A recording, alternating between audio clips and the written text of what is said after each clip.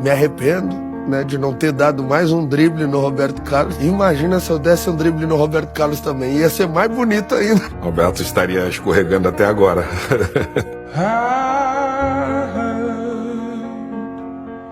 That you settle down, that you...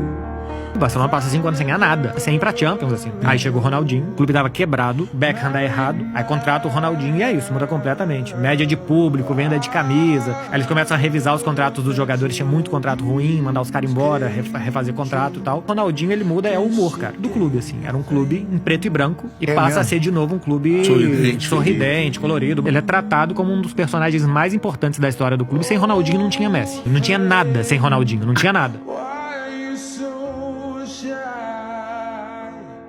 Ain't like you to hold back or hide from the light.